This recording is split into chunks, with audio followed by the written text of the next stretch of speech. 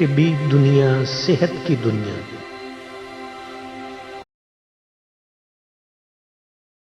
بسم اللہ الرحمن الرحیم۔ سامعین و ناظرین، آپ نے اکثر سردیوں کے اندر دیکھا ہوگا کہ اکثر لوگوں کے ہاتھ اور پاؤں پر ورم آ جاتا ہے۔ ان کے ہاتھ کی جو انگلیاں ہیں، پاؤں کی انگلیاں ہیں، ان پر ایک سوزش آ جاتی ہے، اور بعض لوگوں کے چہرے پر بھی سوزش آ جاتی ہے۔ یہ سردیوں میں زیادہ تر ہوتا ہے۔ اس کے علاوہ بعض لوگ ایسے بھی ہوتے ہیں کہ جب وہ غسل کرتے ہیں، غسل کرنے کے بعد ان کا جو جسم ہے اس میں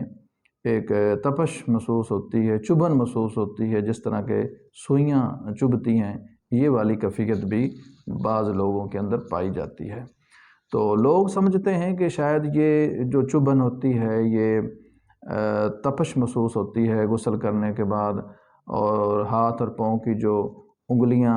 جو سوج جاتی ہیں، اس کی وجہ شاید یہ ہے کہ جسم کے اندر حرارت بہت زیادہ ہے، جسم کے اندر گرمی بہت زیادہ ہے۔ تو وہ اس کو گرمی کا مرض سمجھ کر بہت زیادہ ٹھنڈی چیزیں اور ٹھنڈے مشروبات زیادہ استعمال کرتے ہیں، تو بجائے فائدہ ہونے کے ان کو اس کا الٹا نقصان ہوتا ہے۔ جبکہ طب کے اندر نظریہ مفرد اعضاء کی تھیوری کے اندر یہ جو تکلیف ہے، ہاتھ اور پاؤں کی انگلیوں کا سوج جانا، اور بعض لوگوں کے جسم پر جو چبھن محسوس ہوتی ہے غسل کرنے کے بعد، اس کی جو ٹیکنیکل ریزن ہے وہ یہ ہے کہ اس انسان کے جسم کے اندر خشکی سردی یعنی عضلاتی اعصابی تحریک کا غلبہ ہوتا ہے، جسم کے اندر تیزابیت زیادہ ہوتی ہے، ایسیڈیٹی زیادہ ہوتی ہے، جسم کے اندر ریاح زیادہ ہوتی ہے۔ تو اس وجہ سے یہ جو علامات ہیں یہ انسان کے اندر پائی جاتی ہیں۔ تو تیزابیت کا علاج، ایسیڈیٹی کا علاج، خشکی سردی کا علاج، عضلاتی اعصابی تحریک کا جو علاج قانون فطرت کے اندر ہے، وہ جسم کے اندر حرارت کا پیدا کرنا ہے، اور اس کے ساتھ ساتھ رطوبت کا پیدا کرنا ہے۔ حرارت، بعض لوگ ایسے ہیں جن کے اندر صرف حرارت پیدا کرنا ہوتی ہے، ان کے اندر کچھ نہ کچھ رطوبت آلریڈی موجود ہوتی ہے، لیکن بعض لوگ ایسے ہوتے ہیں کہ ان کے جسم کے اندر الکلی بہت کم ہوتی ہے، انتہائی خشکی کے وہ مریض ہوتے ہیں۔ تو ایسے لوگوں کو جب ہم ڈائریکٹ حرارت اویلیبل کرتے ہیں، گرم چیزیں استعمال کرواتے ہیں، تو ان کے جسم میں بعض اوقات ایسا ہوتا ہے، ہر مریض کے ساتھ ایسا نہیں ہوتا، تو بعض اوقات ایسا ہوتا ہے کہ جب ان کو ہم یعنی خشکی والے مریض کو جب ہم قانون فطرت کے تحت حرارت دیتے ہیں،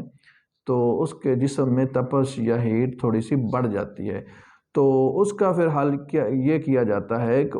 اس کو حرارت کے ساتھ ساتھ ہمیں اس کی دوائی کے اندر یا اس کی غذا کے اندر رطوبت بھی پیدا کرنا ہوتی ہے، الکلی بھی پیدا کرنا ہوتی ہے، یعنی غدی عضلاتی سے، یعنی گرم خشک اغذیہ ادویہ کے ساتھ ساتھ ہمیں گرم تر جو اغذیہ غذائیں ہیں، جو کہوہ جات ہیں، جو پھل وغیرہ ہیں یا مشروبات ہیں، ان کا بھی ہمیں ساتھ ساتھ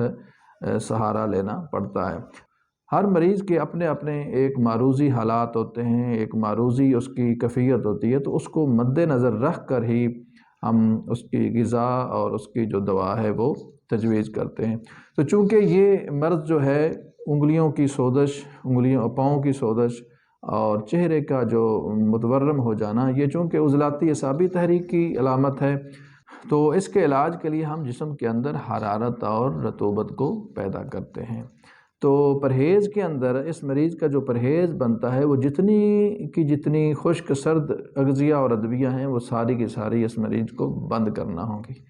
بطور خاص چائے کا استعمال اس کو مکمل طور پر بند کرنا ہوگا۔ دیگر جو خشک سرد اغذیہ اور ادویہ ہیں، پکوڑے، سموسے وغیرہ، ٹھنڈے مشروبات، ترش قسم کے جو مشروبات ہیں، سالن کے اندر اس کو پرہیز کے اندر آلو، گوبھی، بینگن، مٹر، کڑی، چنے کی دال، برائلر کا گوشت، کٹے کا گوشت، پکوڑے، سموسے وغیرہ، یہ ساری کی ساری جو خشک سرد مزاج کی چیزیں ہیں، یہ مکمل طور پر اس کو بند کرنا ہوگی۔ اور غذا کے طور پر، سالن کے طور پر اس کو جو زیادہ استعمال کرنا ہے، وہ سالن کے اندر یہ مولی تڑکے والی استعمال کر سکتا ہے، گاجر ہے، مونگرے، شلجم، پیلا، کدو، ٹنڈا، ول، توری، پیٹھا، مونگی چھلکے والی یا مونگی ثابت، کوئی بھی ان میں سے استعمال کر سکتا ہے۔ گوشت اگر استعمال کرنا ہے تو وہ بکرے کا یا دیسی مرغے کا، مگر سبزی مکس کر کے، اکیلا نہیں کر سکتا، اس کے اندر اس کو کدو، ٹنڈے وغیرہ، شلجم وغیرہ یہ مکس کر کے پھر یہ گوشت بکرا یا دیسی مرغے کا استعمال کر سکتا ہے، یا کسی بھی پرندے کا گوشت سبزی شامل کر کے استعمال کر سکتا ہے۔ تو اس کے ساتھ ساتھ بیرونی طور پر جو اس مریض کے لیے اوپر لگانے کے لیے میں نے آپ کو ایک ویزلین کا فارمولہ بتانے لگا ہوں، وہ یہ ہے کہ آپ 1 پاؤ سادہ ویزلین کا لے لیں، اور اس کے ساتھ تقریباً 40 گرام سلفر لے لیں کافور کا۔